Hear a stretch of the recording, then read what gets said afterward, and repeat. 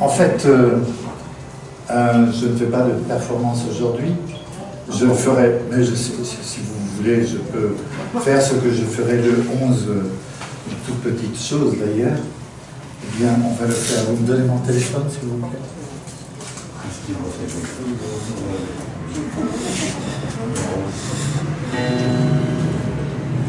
Merci.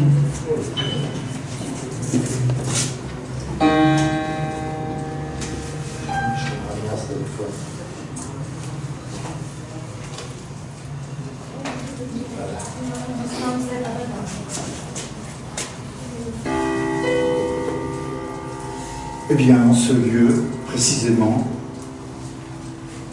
écoutez.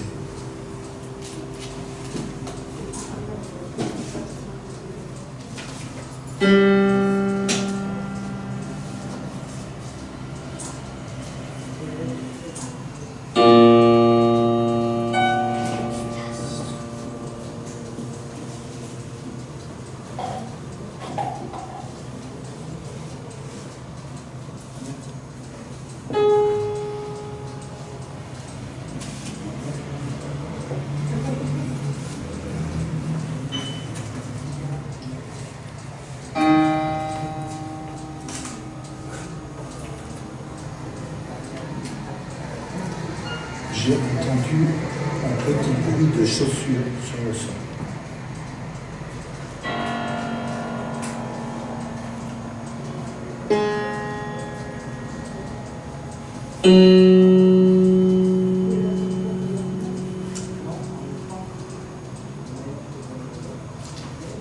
Il y a un bruit de fond, l'impression qu'il vient du haut, un bruit grave, comme une soufflerie.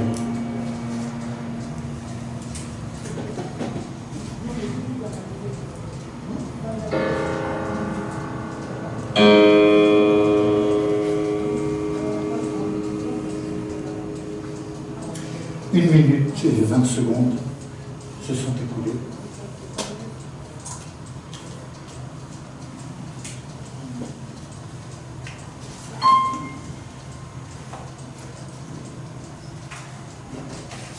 Bien entendu, ces notes de piano, vous les entendez, vous les écoutez peut-être.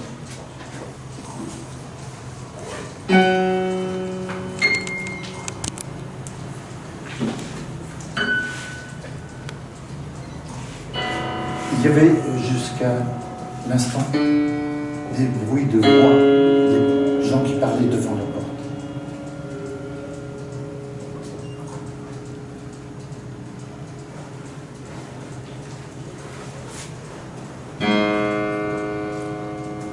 Le bruit constant d'une soufflerie peut-être, en tous les cas constant, plutôt grave, perdure.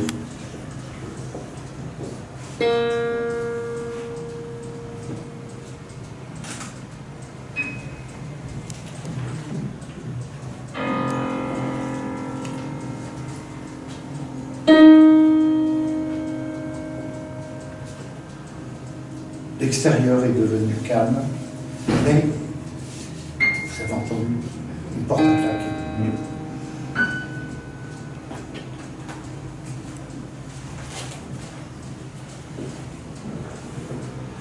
Quelques voix au loin et quelques pas, semble-t-il, au-dessus.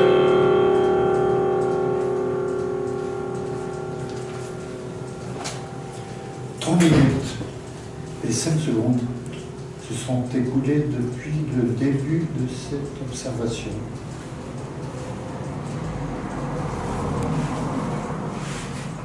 Évidemment, vous avez tous entendu le roulement, crescendo, décrescendo, du roulement d'une voiture.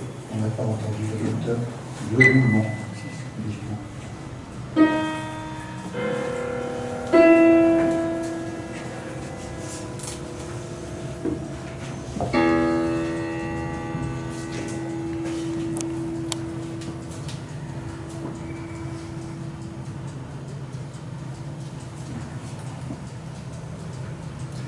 Hier,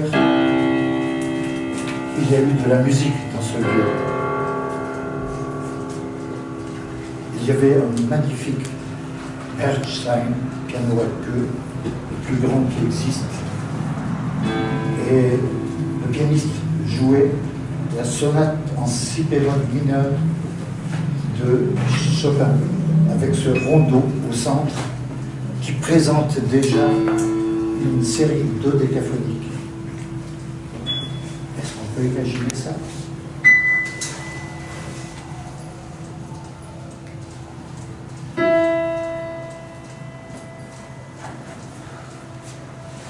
Il y a quelques voix dans le gymnase à côté, des cris qui résonnent bien.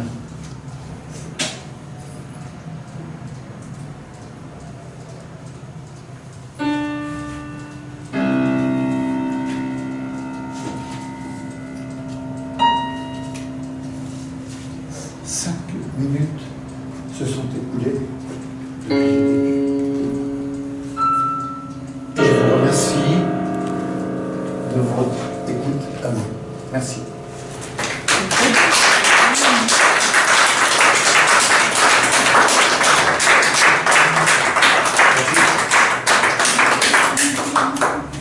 Je me dois à quelques mots sur cette exposition, à la demande d'ailleurs de Marie, que je remercie parce qu'elle a toujours été extrêmement accueillante. Ça fait quelques années déjà que chaque année, c'est de venir, alors que je suis musicien dans le café. Et voilà, merci Marie. Pourquoi ce titre de cette exposition tant décalée? La première question qu'on peut se poser, il y a un physicien parmi nous tout à l'heure qui m'a repris plusieurs fois sur la notion du temps, mais je passerai outre ces remarques pour dire que je pense que le temps n'existe pas. Je pense qu'il n'existe pas.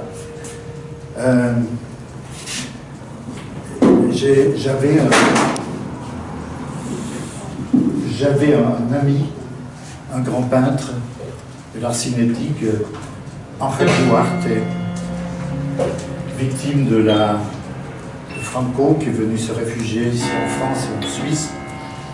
Et je l'ai connu pendant très longtemps, et je suis allé le voir à l'hôpital au moment où il allait disparaître. Et il me dit, tu vois Pierre, le temps n'existe pas, c'est nous qui passons. Et depuis ce temps-là, je pense que Henri Duarte avait raison. On ne peut apprécier, nous, que la durée de quelque chose. Les musiciens apprécient une durée 20e de seconde, peut-être. On peut apprécier, je ne sais pas si je vous avais demandé quelle avait été la durée globale de cette écoute, on aurait eu des réponses extrêmement différentes. Donc déjà sur la durée, nous avons quelques grandes difficultés, bien que nous appartenions à une culture un peu semblable. Voilà, donc ce qui m'intéresse, c'est justement de jouer avec le durée. J'avais écrit une pièce pour orchestre, pour l'anniversaire de mes filles, qui s'appelait « Échapper au temps, est-ce possible ?» parce qu'elle avait 20 ans. On a envie d'échapper au temps, on n'a pas envie que ça avance trop vite non plus, ou on a envie que ça avance plus vite, c'est selon. Et en fait, il n'y a pas besoin d'échapper au temps. C'est quelque chose qui nous échappe de nous, complètement. C'est quelque chose qu'on n'a pas maîtrisé. Par contre, sur la durée, on peut en avoir la conscience. On a la conscience d'une durée, pour une musique, pour un discours, pour toutes sortes d'éléments de notre vie. Et les deux concours qui sont là-bas, tout suisses qu'ils sont décalés. C'est-à-dire qu'ils font leur coucou à des moments, des instants différents. Est-ce qu'il y en a un qui est fautif par rapport à l'autre ou non, ça n'a aucune importance. Au contraire, le fait qu'il soit décalé montre un certain intérêt. On n'a pas besoin de savoir l'heure à tout bout de champ. Il y a une autre chose ici, une toute petite chose qui est ici. Je ne sais pas comment je l'ai intitulée, je vais la prendre. Elle est très délicate parce qu'elle ne tient pas sur son socle. voilà cet objet, si on peut appeler ça un objet, c'est plutôt un morceau de bois. Je l'ai trouvé il n'y a pas longtemps, il est très beau à voir, enfin pour moi, je ne sais pas. La beauté n'est peut-être pas la même pour tout le monde, mais pour moi c'est très beau. Et on peut le voir des deux côtés. L'œil, d'un côté, n'est pas placé au même côté de l'autre. La fente, par contre, est à peu près au même endroit. Et il y a des petites brillances dessus, c'est du sel qui s'est fixé, du sel de la mer. On a compris, c'est un morceau de bois trouvé sur une plage dans l'estuaire de la Gironde. Et j'ai imaginé, je l'ai ramassé, je trouvais très beau, pour moi, et j'ai imaginé toute une histoire de ce bois à laquelle je ne pouvais pas me soustraire sans que ce soit une histoire unique. D'où venait ce bois? Première question. Venait-il des Pyrénées, en descendant la Gironde, ou plus probablement de l'Amérique, avec les remous de l'Atlantique et l'aller-retour, etc. On voit qu'il a été beaucoup travaillé. Il a été travaillé dans le bruit le plus violent qui existe, la mer, ou le torrent, le fleuve, etc. Donc il a vécu dans le... Il a été fait par le bruit, enfin par le mouvement des vagues, mais c'est du bruit. C'est une forme de bruit. Et aujourd'hui, qu'est-ce qu'il est? Il est le contraire. Il est représentatif du silence.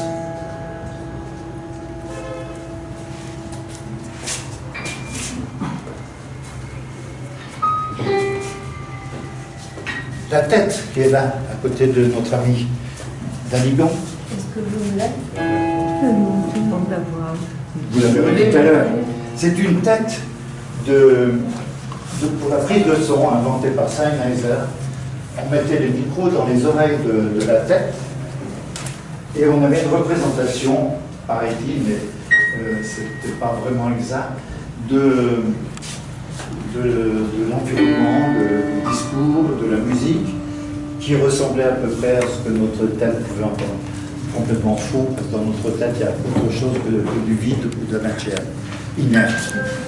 Et j'ai pensé que ces têtes que j'ai trimballées pendant des années pour faire des enregistrements, petite anecdote, j'avais été invité à enregistrer le mariage d'un grand ami musicien à la grande synagogue de la Victoire à Paris. Je suis arrivé avec ma tête pour enregistrer. Vous imaginez bien, le grand rabbin m'a dit non, on ne peut pas mettre une tête comme ça. Alors je lui ai dit il n'y a pas d'enregistrement. Et du coup, il a accepté la tête. Ensuite, ce que m'a inspiré cette tête et pourquoi je l'ai mise là, tout simplement, je l'ai retrouvée chez moi il y a quelques jours. Et puis, parce qu'on ne s'en sert plus, évidemment. Et je me suis dit, cette tête, elle a entendu tellement de choses. Tellement de choses. Elle a vibré à tellement de sons, de bruits, et puis elle a été dans le silence. Donc elle a une sorte, c'est une sorte de symbole de ce que l'on est.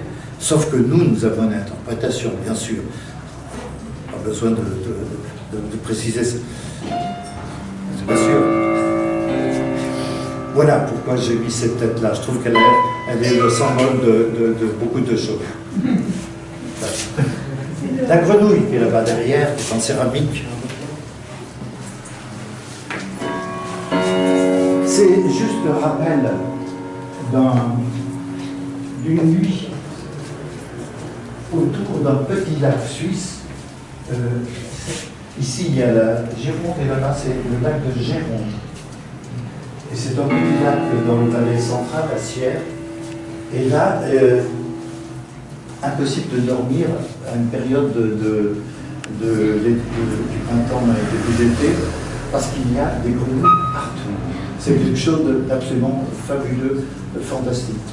Et quand je la vois comme ça, c'est une céramique trouvée en Espagne, et c'est quand même une grenouille. Elle coasse, elle peut coasser, elle peut être... On peut l'imaginer en tous les cas, c'est tout ce que je veux dire.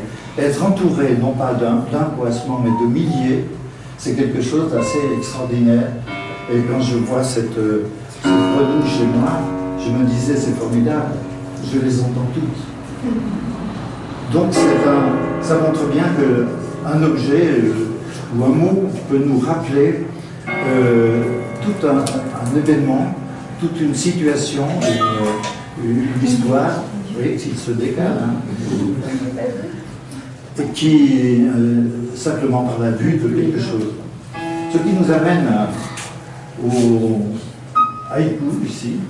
Alors, pourquoi j'ai écrit cela? Avant, je dois dire que j'ai voyagé quelques fois au Japon, j'y suis resté un peu. Et puis, j'ai rencontré beaucoup de poètes, d'architectes, entre autres présentatrices des haïkus hebdomadaires à la télévision nationale japonaise. Et j'étais très attiré par cette forme de concentration extraordinaire de la parole, enfin des mots. Mais ça, la parole est importante aussi. Et je me suis mis à écrire des haïkus. Et mon ami architecte Takayama, qui habite à Kyoto, à Osaka, m'a invité à participer à un concours de haïku. C'était la nuit de la lune rouge, une grande fête shintoïste qui était présidée par le grand prêtre de la région. J'y suis allé, en fait, c'était un petit comité de grands experts. J'avais écrit un haïku que Takayama a traduit dans le train, aller là-bas. Et puis on m'a donné le prix parce que les Japonais sont extraordinaires au niveau de recevoir les gens, de l'hospitalité. La preuve, c'est que Marie m'invite ici. Et pourquoi 365 haïkus? J'en ai fait beaucoup avant, mais pourquoi il y en a un chaque jour en plus? Alors j'étais ce 1er janvier, je ne sais plus quelle année c'était, j'étais dans une situation, on peut dire, dramatique. J'étais dans l'impossibilité de vivre chez moi, j'étais l'objet d'un harcèlement abominable. Je ne pouvais plus écrire, je ne pouvais plus rien faire. Et j'ai eu cette sorte de branche à laquelle je pouvais me raccrocher. Le matin, je me dis, je vais écrire un haïku chaque jour, ça sera une discipline minimale. Je ne peux pas écrire de musique, je ne peux rien faire du tout. Et je vais le faire sur une année, parce que je voyais que le conflit allait durer, il a duré beaucoup plus longtemps. Et j'ai fait ça. Et dès le premier jour, alors il y a cette partie du premier haïku où il y a le mot de Jesus. Meine Freunde. En fait, c'est parce que dans ma voiture, il y avait cette cantate de Bach où il y a cette phrase-là qui est chantée, qui est extraordinaire, parce qu'au milieu de l'événement principal, la mort du Christ, il y a un silence avant le mot Jésus et un silence après. C'est extraordinaire dans la musique de Bach, au temps de Bach, que le silence est devenu quelque chose d'un élément compositionnel extrêmement important. Et ensuite, chaque jour, il y a eu, c'était pas facile à faire, je sortais, donc j'allais me promener, je faisais un tas de choses, et j'ai ajouté une contrainte supplémentaire, c'est celle de mettre sur le premier mois un mot chaque jour qui concerne le son, le silence. Le premier mois, c'était le bruit. Donc si vous lisez ces haïkus, vous verrez que dans le premier mois, il y a le mot bruit tout le temps. C'est une discipline qui me prenait beaucoup de temps, etc. Voilà, j'étais jusqu'au bout, et c'était tous les jours. J'ai écrit en plus, alors ça c'était peut-être un tout petit peu décalé par moment, j'ai écrit les situations dans lesquelles j'ai perçu les idées sont venues. Hein, par exemple, il est question du train de Troyes. Parce que à l'époque où j'ai fait cela, il y avait encore le train diesel qui partait de la gare de l'Est, j'habite pas loin, et je l'entendais partir ou arriver avec ce bruit assez violent de la mécanique diesel. Voilà, donc c'était le bruit de cette machine qui m'avait retenu. Je ne vais pas en dire plus. Simplement le 11 juin, une comédienne va venir et va lire quelques-uns, pas les 365, mais quelques-uns, et j'interviendrai peut-être, c'est pas sûr, pour en avoir les mettre encore, si vous voulez, les matérialiser, les entendre. Voilà ce que je peux dire là-dessus. Alors maintenant, quand il y a eu ce projet d'exposition, je voulais les exposer, c'est 360, non, là c'est par semaine. Je voulais exposer les 365 haïkus en tous les cas. Et j'avais besoin quand même d'une sorte de marquage. Parce que les mois, par exemple, ou les trimestres. Et finalement, j'ai demandé à ma fille, Elsa, de bien vouloir me faire quelque chose de visuel. Et là, ce sont des peintures sur papier qu'elle a fait au début de chaque mois. Voilà. Alors, comme c'est son anniversaire aujourd'hui, j'ai proposé je lui propose de bien vouloir venir ici pour recevoir ça. Je ne vais quand même pas aller là-bas. Comme ça, vous pouvez. C'était la seule façon de la faire venir ici, je suppose. Merci. Voilà.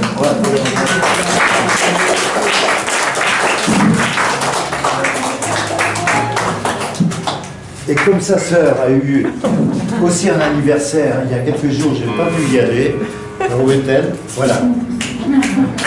Anne.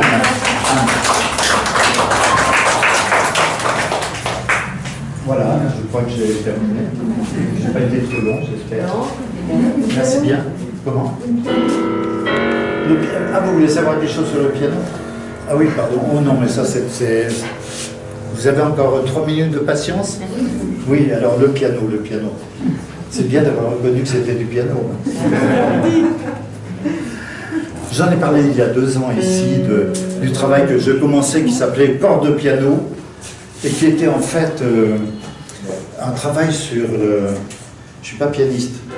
J'aurais toujours aimé être un grand concertiste, pianiste. Et bon, pas tout faire dans la vie. Et l'instrument m'intéresse beaucoup, en soi, en tant qu'instrument sonore, oui, d'abord. Il y a 88 touches sur le piano standard, et ces 88 touches, je les ai frappées, une après l'autre.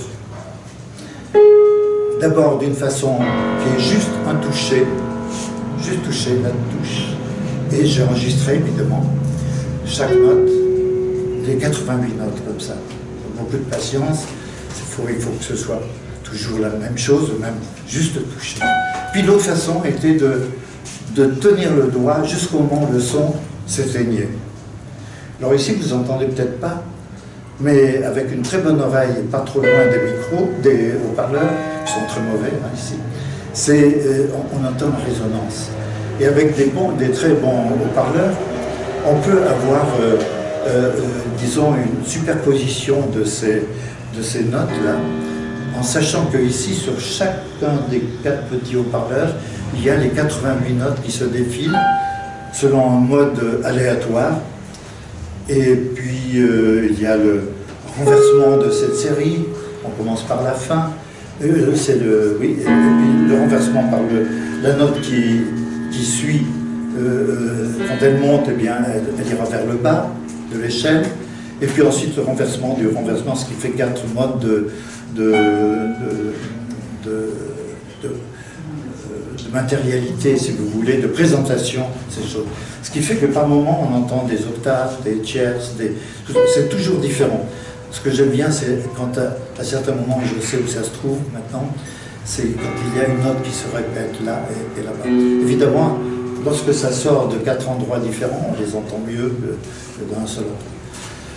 Pourquoi cette présentation? Parce que je défends l'idée, je travaille depuis assez longtemps et je suis en train de développer ce concept. Les peintres et les visuels l'ont très bien fait, c'est-à-dire d'avoir une musique d'environnement.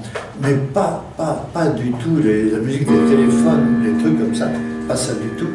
Ça, c'est une nuisance supplémentaire pour nos oreilles, mais d'avoir des éléments qui soient de la musique, mais de laquelle on peut s'extraire à certains moments et y revenir sans perdre le continuum, si vous voulez, de cette écoute.